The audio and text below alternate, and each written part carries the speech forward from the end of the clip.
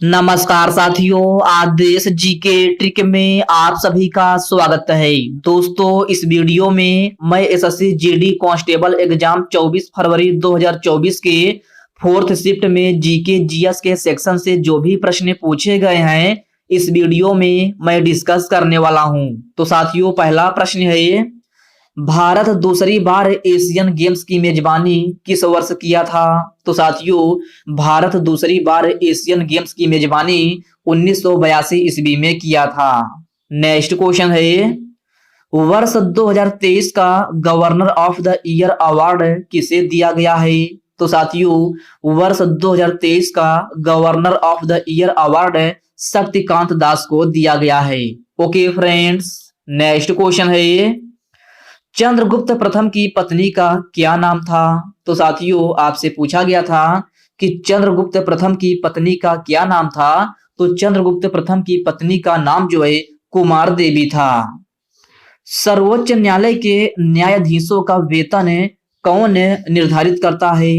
तो साथियों, सर्वोच्च न्यायालय के न्यायाधीशों का वेतन जो है संसद निर्धारित करता है। अगला प्रश्न है, भारत और श्रीलंका को कौन सी खाड़ी अलग करती है? तो मेरे प्यारे साथियों, भारत और श्रीलंका को जो है मन्नार की खाड़ी अलग करती है। फ्री थ्रो शब्द किस खेल से संबंधित है? तो साथियों, यह भी प्रश्न जो है 24 फरवरी के फोर्थ शिफ्ट में पूछा गया प्रश्न है कि फ्री थ्रो शब्द किस खेल से संबंधित है? तो साथियों, यह बास्केटबॉल से संबंधित है। किससे? बास्केटबॉल से। नेक्स्ट क्वेश्चन है, भारतीय संविधान का अनुच्छेद 51A खंड आई किससे संबंधित है? तो साथियों, यह भी प्रश्न 24 फरवरी के फोर्थ शिफ्ट में पूछा गया प्रश्न है कि भारतीय संविधान का अनुच्छेद 51A खंड आई किससे संबंधित है? तो यह जो है आपका सार्वजनिक संपत्ति का रक्षा करना और हिंसा से दूर रहना, ये जो है संबंधित है किससे? अनुच्छेद 51A खंड आई से। बैंक दर कम होगा तो क्या प्रभाव पड़ेगा? तो साथियों, कुछ इस प्रकार से प्रश्न पूछा गया था फोर्थ शिफ्ट में कि बैंक दर कम होगा तो क्या प्रभाव पड़ेगा। तो साथियों, जब बैंक दर कम होगा तो बाजार में मुद्रा आपूर्ति की जो है बढ़ेगी। अगला प्रश्न है, किस पंचवर्षीय योजना का लक्ष्य दोगुना प्राप्त हुआ था? तो साथियों, आपसे पूछा गया था कि किस पंचवर्षीय योजना का लक्ष्य जो है दोगुना प्राप्त हुआ था। तो आपका सही आंसर जो है 8वीं पंचवर्षीय योजना हो जाएगा। कथक किस राज्य की प्रमुख शास्त्रीय लोक की नृत्य शैली है? तो साथियों, यह भी प्रश्न 24 फरवरी के फोर्थ शिफ्ट में पूछा गया प्रश्न है कि कथक जो है किस राज्य की प्रमुख शास्त्रीय लोक की नृत्य शैली है। तो यह जो है आपका उत्तर प्रदेश की है। कहाँ की? उत्तर प्रदेश की। हीलियम का परमाणु क्रमांक कितना होता है?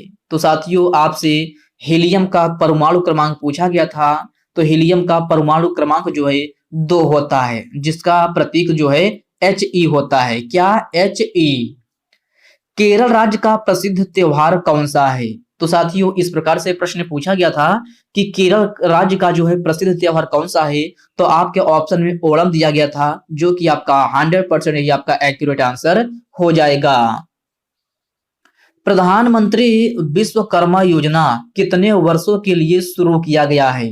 तो साथियों, प्रधानमंत्री विश्वकर्मा योजना को जो है 5 वर्ष के लिए शुरू किया गया है।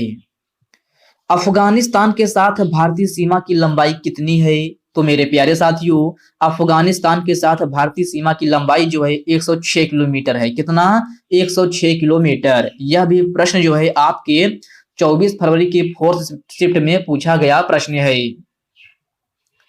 भरतनाट्यम नृत्य के लिए 2009 में किस जोड़ी को पद्म भूषण से सम्मानित किया गया था?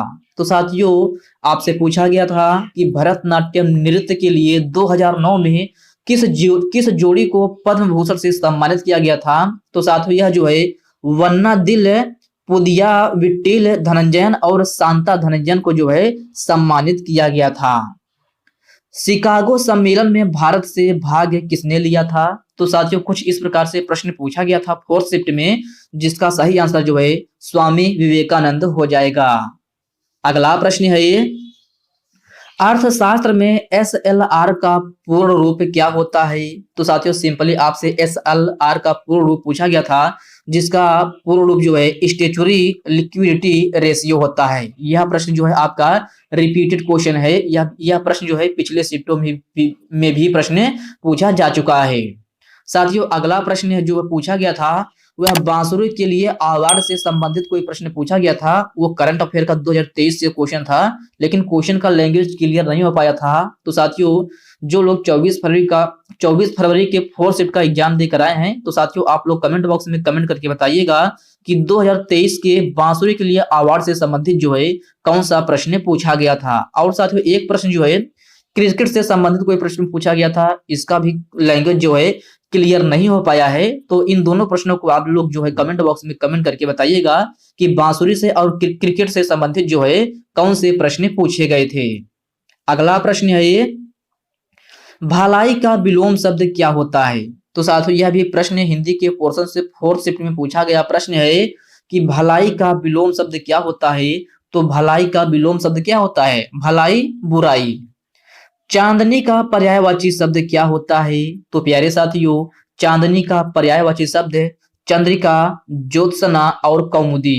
ये सभी शब्द जो है आपके चांदनी का पर्यायवाची शब्द हैं। अब डिपेंड करता है कि आपके ऑप्शन में क्या दिया गया था, क्योंकि आपको अपना आंसर जो है आपके ऑप्शंस के अकॉर्डिंग ही करना है। अगला प्रश्न है, घर का तत्सम क्या होता है? तो साथियों आपसे घर का तत्सम पूछा गया था, तो घर का तत्सम जो है गृह होता है। आधे मुंह गिराना मुहावरे का अर्थ क्या होता है? तो साथियों यह भी प्रश्न 4th शिफ्ट में पूछा गया प्रश्न है कि आंधे मुंह गिरना मुहावरे का अर्थ क्या होता है? तो इसका अर्थ जो है अपमानित होना होता है। क्या? अपमानित होना। ओके फ्रेंड्स, इसको आप याद रखिएगा। तो साथियों 24 फरवरी के 4th शिफ्ट का हमें कुल मिलाकर 22 से 23 क्वेश्चन मिल पाए थे, जो कि मैंने एकदम 100% एक्यूरेट के साथ आपको आंसर बताया गया है और एकदम ऑथेंटिक क्वेश्चन मैंने आपको बताया है। साथियों इसके अलावा अगर आपको 24 फरवरी के 4th शिफ्ट का हिंदी या जीके का कोई भी क्वेश्चन याद है, तो आप हमें उन प्रश्नों को कमेंट बॉक्स में कमेंट करके जरूर बताइएगा। और साथियों इसी वीडियो में मैं आपको 24 फरवरी के 3rd शिफ्ट की भी एनालिसिस करा देता हूं, क्योंकि दोस्तों मैंने कल जो है 24 फरवरी की 3rd शिफ्ट की एनालिसिस नहीं करा पाया था, तो मैं इस वीडियो में करा देता हूं। तो साथियों 24 फरवरी के 3rd शिफ्ट में पहला प्रश्न पूछा गया था जीके जीएस के सेक्शन से, पुष्कर मेला किस राज्य में आयोजित होता है, या पुष्कर मेला किस राज्य से संबंधित है? तो आपका सही आंसर जो है राजस्थान हो जाएगा। वर्ष 2018 का संगीत नाटक अकादमी पुरस्कार किसने जीता है? तो साथियों यह भी प्रश्न 24 फरवरी के 3rd शिफ्ट में पूछा गया प्रश्न है कि वर्ष 2018 का संगीत नाटक अकादमी पुरस्कार किसने जीता है? तो यह नवीन कुमार पटनायक ने जीता है। किसने? नवीन कुमार पटनायक ने। अगला प्रश्न है, हड़प्पा सभ्यता में तांबा का साक्ष्य कहां से प्राप्त हुआ है? तो साथियों हड़प्पा सभ्यता में तांबा का साक्ष्य जो है राजस्थान से प्राप्त हुआ है। राजस्थान आपके ऑप्शन में भी दिया गया था, तो आपका सही आंसर हो जाएगा। उस्ताद अमजद अली खान का संबंध किस वाद्य यंत्र से है? तो मेरे प्यारे साथियों उस्ताद अमजद अली खान का संबंध जो है सरोद वाद्य यंत्र से है। किससे? सरोद वाद्य यंत्र से। यह भी क्वेश्चन आपका रिपीटेड क्वेश्चन है। यह भी प्रश्न आपके पिछले शिफ्ट में क्वेश्चन पूछा जा चुका है। साथियों अगर मैं आपको बताऊं तो आपके हर एक शिफ्ट में जो है क्वेश्चन रिपीट हो रहे हैं। कम से कम 4 से 5 क्वेश्चन हर एक शिफ्ट में रिपीट हो रहे हैं। नेक्स्ट क्वेश्चन है ये, जालियांवाला बाग हत्याकांड के विरोध के बाद नाइटहुड की उपाधि किसने त्यागी थी? तो साथियों यह भी प्रश्न 24 फरवरी के 3rd शिफ्ट में पूछा गया प्रश्न है कि जालियांवाला बाग हत्याकांड के विरोध के बाद नाइटहुड की उपाधि किसने त्यागी थी? तो यह रविंद्रनाथ टैगोर ने त्यागी थी। किसने? रविंद्रनाथ टैगोर ने। आवर्त सारणी में कितने क्षैतिज आवर्त होते हैं? तो साथियों आपसे पूछा गया था कि आवर्त सारणी में कितने क्षैतिज आवर्त होते हैं? तो 7 क्षैतिज आवर्त होते हैं। साथियों क्वेश्चन को ध्यान से पढ़िए, आवर्त सारणी में क्षैतिज पूछा गया था, तो आपका सही आंसर 7 हो जाएगा।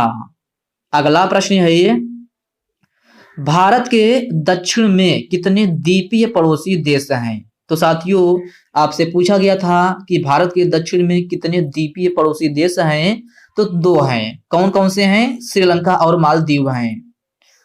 वर्ष 2023 में यूके इंडिया अवार्ड्स में global Indian icon of the year award से किसे सम्मानित किया गया है?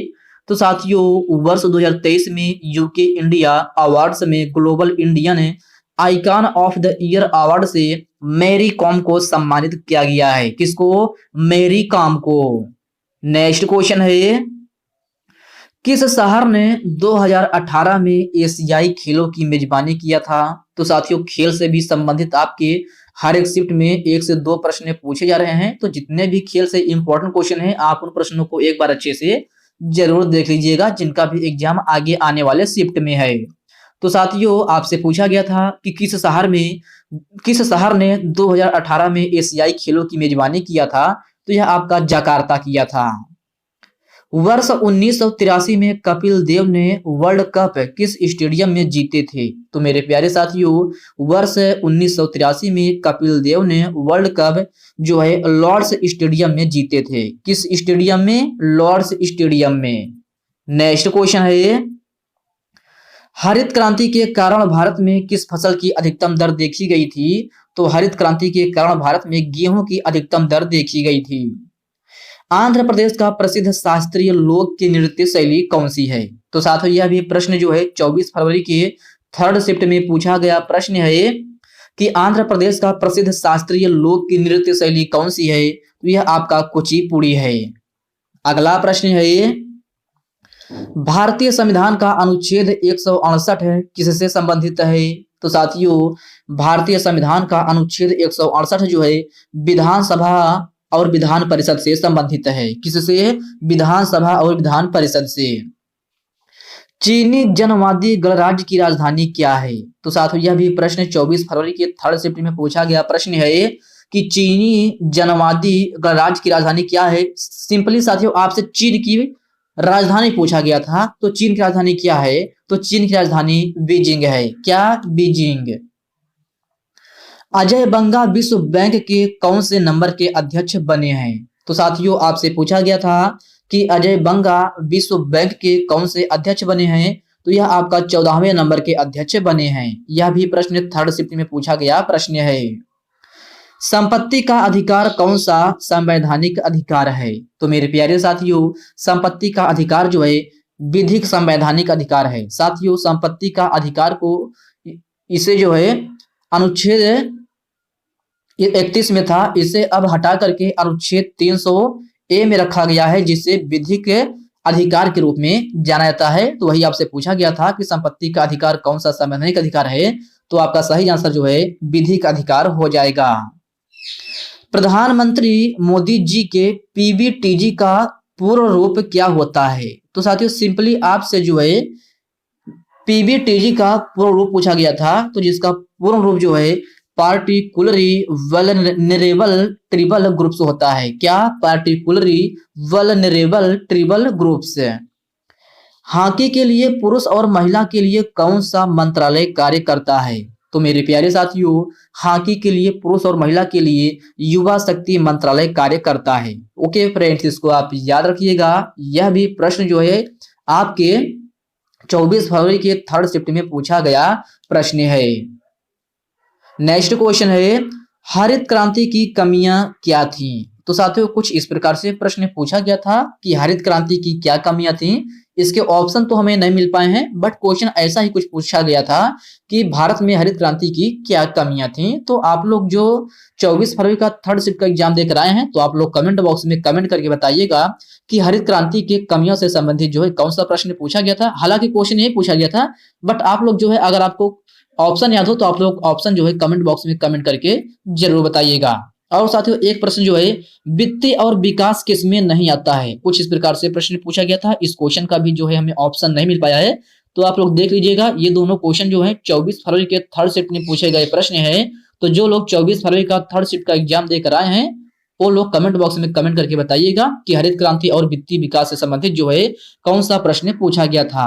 तो साथियों आज की इस वीडियो में बस इतने ही प्रश्न हैं। साथियों यह वीडियो आप कैसी लगी आप कमेंट बॉक्स में कमेंट करके अपना फीडबैक जरूर दीजिएगा। और साथियों यह वीडियो आपके लिए थोड़ा हेल्पफुल लगा हो तो इस वीडियो को लाइक कर दीजिए, अपने साथियों के साथ शेयर कीजिए। फ्रेंड्स अभी तक आप चैनल को सब्सक्राइब नहीं किए हैं तो आप जो है चैनल को सब्सक्राइब करके बेल आइकन को जरूर से जरूर प्रेस कर लीजिएगा। तो चलिए साथियों इसी के साथ हम मिलते हैं किसी नेक्स्ट वीडियो में, तब तक के लिए जय हिंद दोस्तों।